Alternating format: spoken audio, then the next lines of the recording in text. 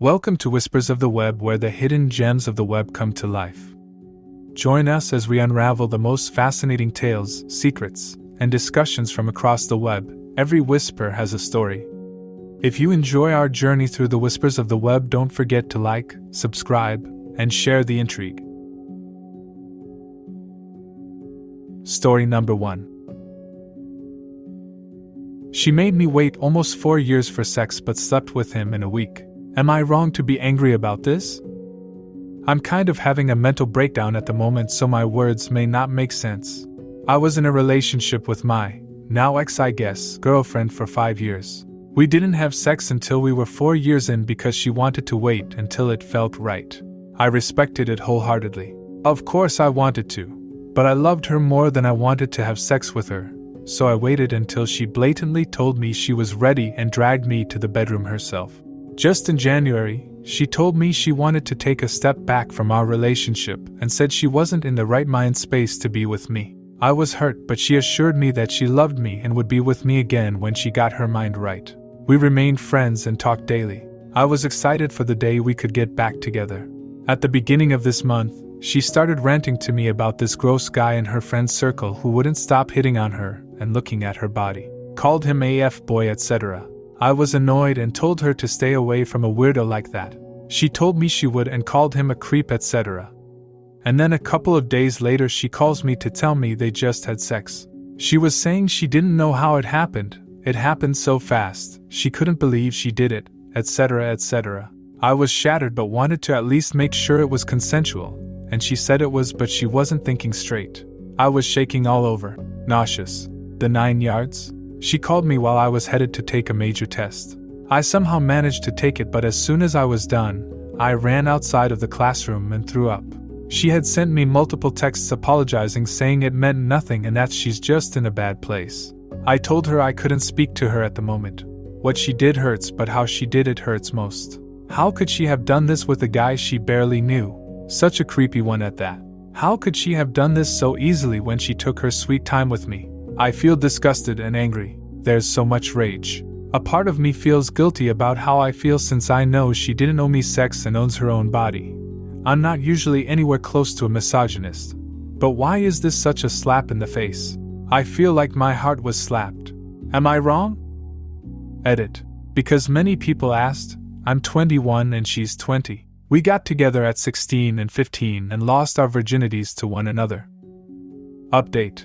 Just as I was going to text her to say goodbye and cut her off, she tells me she doesn't think we should speak anymore because of her terrible mental state.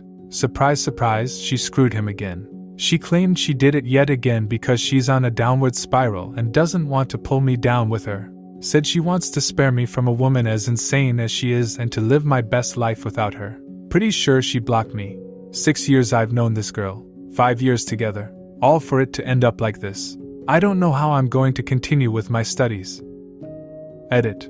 Forgot to add that she, for some reason, felt it was very important to let me know that they used no protection and he, inside of her. Note we used condoms every single time. So that's an extra layer of gut stab on top of knowing she could very well be diseased or pregnant now, completely burning any possibility of us getting back together. Not like it was ever a real possibility anyhow.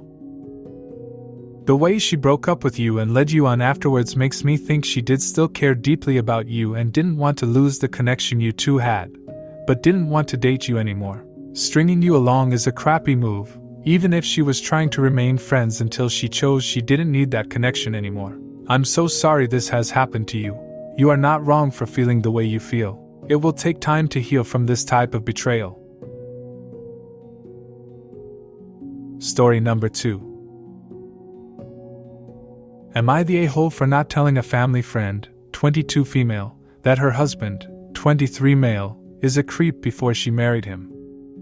When I was in high school I had a class with this guy, Dave. Unfortunately it was the kind of class that required a lot of partner or group work, and Dave would do everything in his power to be my partner or in my group. The class was small and usually there was always an empty seat near me, so he was always there. It did not take long before he started openly sexually harassing me. Not to get into too many details, but he made a lot of nasty, very sexual comments that really embarrassed me. I made it very clear multiple times that I was not interested and that he made me uncomfortable and he needed to stop. The other students that sat around me, mostly guys, thought it was hilarious and made jokes about it constantly. To make matters worse, he was engaged. Yes, in high school to another high schooler, and they had apparently been together for a really long time, which I found out later. He would literally go from talking about his fiancée to making sexual comments to me. Disgusting. In addition to this, he was always asking for my Insta or Snap or number or any way he could contact me outside of this class. He also kept asking where I worked cause he wanted to come see me. I probably would have reported it, but I'd already had a similar, but worse, situation that was reported and literally nothing was done.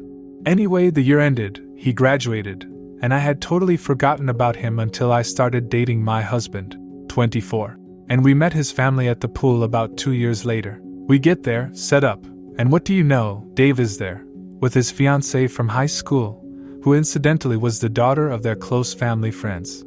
I immediately recognized him, but it took me a minute to remember everything. Probably repressed, to be honest. I said, "Well, hi Dave." He completely pretended he did not know me and was like a deer in headlights. I also met his fiancée, Katie, for the first time. I walked away with my now husband and told him everything. He said we should consult his mom because she was super close with the family and had been for years. When they all left, I told her everything and she told me that under no circumstances should I tell Katie. She said they had been together for a long time and that if I told Katie then it would just cause drama and a rift between their families, and that I would be blamed. I've since seen them many times and Dave continues to make me uncomfortable, although has not made any more sexual advances. I've always felt super guilty over this. Katie and I have never had more than a few brief conversations, but I've gotten to know the rest of the family pretty well, and I know she doesn't deserve this. If he did it to me, he's probably done it to others, and I absolutely hate that she has no idea. I would want to know.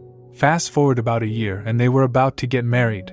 After how many years of engagement, I don't know. I once again asked my mother-in-law if I can tell her so she doesn't go through with it. She gives me the same answer, but this time adds that Katie will go through with the wedding and I'll just be labeled a liar and attention seeker because I have no proof.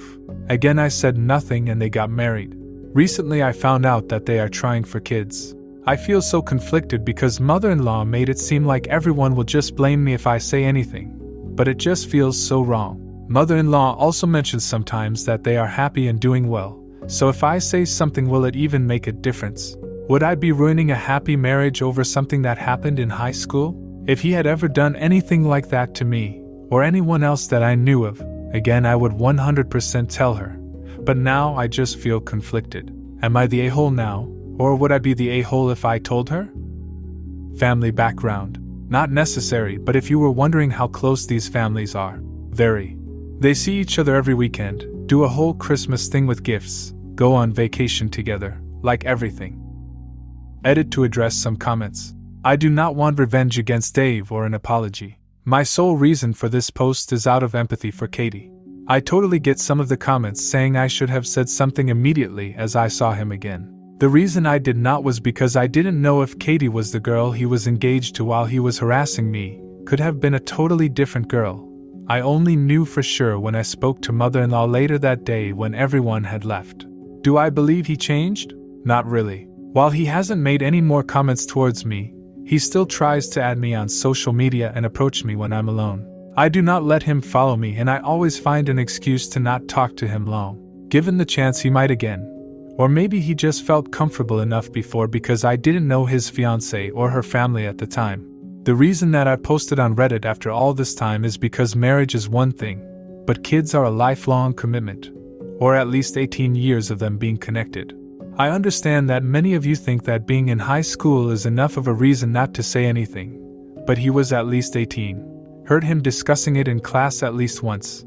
And the reason I feel that is not a valid excuse is because he had already committed to her as they were engaged. To many, including myself, his actions would constitute as cheating or at the very least creepy behavior. To be clear about one more thing, concern for others that I see on a semi-regular basis is not obsession. I would have forgot about it a long time ago if it wasn't for this. Personally, I would tell her in a private way and ask her to keep my information private the best she can. I know in this situation that may not be possible, so I see your need to take your own backlash into consideration. Maybe when you tell her you can mention that you understand that this may not be taken well, may not be believed, and will likely ruin the relationship with your mother-in-law, would help her understand that it is not a lie and you are putting yourself at risk by telling her. I wish you all the best of luck, but she deserves to know she can choose to forgive him if she wants to. I think you would be the a-hole if you didn't tell her and allow her the opportunity to make a decision. Story number 3. Am I wrong for staying overnight at a hotel because my boyfriend farted on me? This sounds absolutely insane and it's very humiliating for me, but I need to know if I'm overreacting or not. I, female 24, work at a hotel. For context, it has always been offered to staff that if there are rooms available then we can book ourselves into those rooms for the night. It's mostly done for practicality instead of luxury, and so it is done on a complimentary basis. Mainly it's the staff who have a very early morning shift that will do this, and I have never done this up until now. Monday was Mark, my boyfriend's, birthday, male 25. He didn't want to have his birthday party somewhere busy, and so I booked the private dining room in the hotel I work at for a discounted price. It was a 3-course meal with Mark's family and a few of his friends. Everything was going fine, but in between the main course and dessert, Mark, who was sitting beside me, simply stood up with his back to me and literally farted in my face. I was shocked, and I still am. I know he meant to do it because he was laughing and proceeded to mimic running away as he went back to the bar area to get more drinks. It was a loud fart, and I was in the middle of talking to his aunt when he did it. Literally everyone in our surrounding vicinity heard and saw exactly what happened. I'm a timid person, so at the time, all I did was stand up and remove myself from the blast zone. I was stunned, had no idea what to say, and was just trying not to cry from utter embarrassment. I tried to fall back into conversation and act like that didn't just happen, but I knew I was going to cry, so I excused myself to the bathroom. After crying in the bathroom, I still didn't feel ready to rejoin the celebrations. I walked a lap of the hotel while I tried to compose myself when I passed my boss. I must have looked like crap because he looked concerned and asked if I was okay. I said that I just felt a bit sick. He said I can always check with the front desk and book into an available room if I needed to lay down and rest. I checked and thankfully there was a room. Before I left, I went over to Mark, who was at the bar area as dinner was over by now, and told him I didn't feel well and that I would be upstairs. Fast forward to maybe 4 hours later and Mark texts me asking me if he can come over, presuming I was at my home. I told him that I was at the hotel in a room for the night. I could tell he was annoyed and we bickered about everything that happened for a while until he stopped replying. Today I have received a text from Mark, his mother, and his best friend, all of which say Mark shouldn't have farted on me but that I'm being petty for not telling him about the free hotel room I had, and that I'm making this a bigger deal by trying to punish him, by not inviting him up to the room with me.